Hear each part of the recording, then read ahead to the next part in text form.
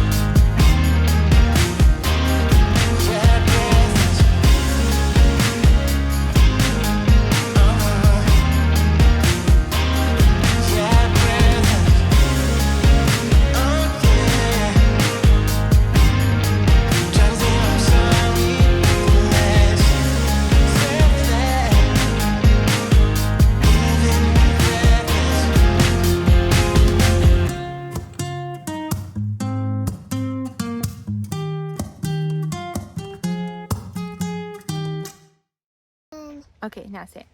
Alright, we're done. All right, we are done.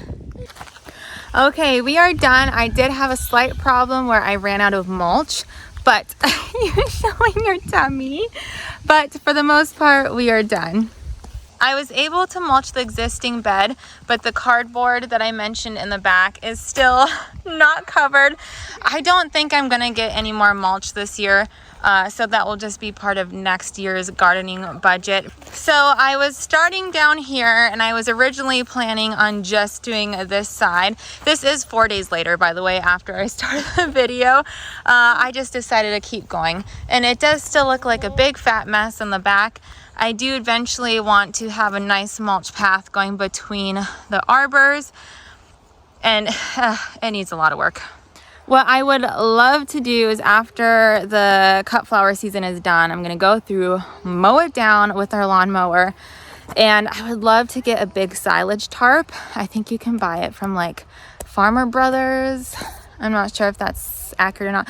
Pretty much it's a big tarp that you lay down. I think it allows water through, but it heats up the soil. It has all the weed seeds germinate, and then they just fizzle out because there's no light. So it forces everything to germinate, and then it kills them and suffocates them out. So I would love to mow it down, lay that down, keep it down all through winter time, and then plant and mulch nice rows and all that stuff. That would be awesome. I would love to do that.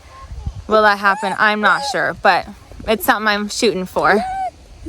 But it looks so much better. It's crazy how much space I have now that it's weeded. It looked very kind of, everything was stuffed together. I didn't think I had any more space for plants.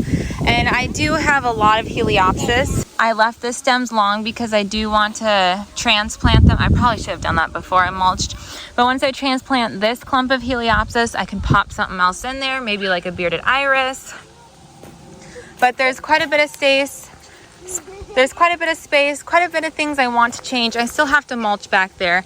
I didn't because I do have one other garden bed that needs mulch really bad, and it's currently still brown mulch over there. So I'm kind of like, do I snake these bags and mulch over in the other spot, or do I don't know. I'm not sure. I'm gonna think about it. But anyways, I have some beautiful Autumn Joy sedums. Again, the Bobos, you can just see everything so much better now. It looks so much better. Back there is still, yeah. But that is it for this video. Yeah, it just goes all the way down here. Quite a bit of space. I would love to do like an annual, a row of annuals. I love when you have big drifts of like wave petunias. They look so pretty. However, I'm not a huge fan of wave petunias in my garden because one, the soil along this whole bed, whole driveway, horrible soil. It's pretty much like it's being planted in gravel. So instead of laying down mulch, eventually I like to find a good compost spot and use the compost as mulch, or lay down a good few inches of mulch, or lay down a good few inches of compost and then mulch on top just to help suppress the weeds. Horrible soil. So I know supertunias would not do really well here because they are so hungry. So petunias would not do real well here unless I really heavily amend the soil and then get on a really good weekly fertilizing schedule, which I am not good at. I do not like to fuss with plants. I'll fertilize them once in the spring, and then I don't want to have to do it again for the rest of the season. So I don't know what I'll do. But I think if I did invest in a whole driveway length of wave petunias, I think I would make myself fertilize, and I would probably lay down some good compost in each of the planting holes. I don't know. Otherwise, some boxwood basil would be really pretty stretched along that, and it would smell so good. And then maybe have some like geraniums. You can see I love geraniums. All my whiskey barrels have the bullseye salmon geraniums. I think that'd be so pretty, whatever color I put in here, to mirror that on the other side. Oh, I like that. Okay, I love these containers so much. I might do the exact same thing. I have a purple fountain grass, bullseye salmon geraniums, which they do kind of have to deadhead it a little bit. And then I have lemon coral sedum. What if over here I would sprinkle in some like purple fountain grass kind of in the middle, and then have the bullseye salmon, and then just a row of lemon coral sedum. Oh gosh, that would be gorgeous. I would have to deadhead the geraniums, but I like the thought of having something to hide the underside of my asters. Does anyone else's asters get that nasty bottom? Oh, I can't stand it. The tops look gorgeous. They're purple dome asters. The whole top will be covered in purple. Like you won't even hardly see any green. Just this dome of purple flowers. But the underside looks so bad. So I want to plant something in front, which I think the geraniums would be like tall enough to kind of cover that. It is raining. So that is it. Thank you so much for watching, and I hope you guys have a great day. Bye. Oh, it's cold. It's raining. It's raining. Okay, let's go. It's raining. It's raining. Let's go.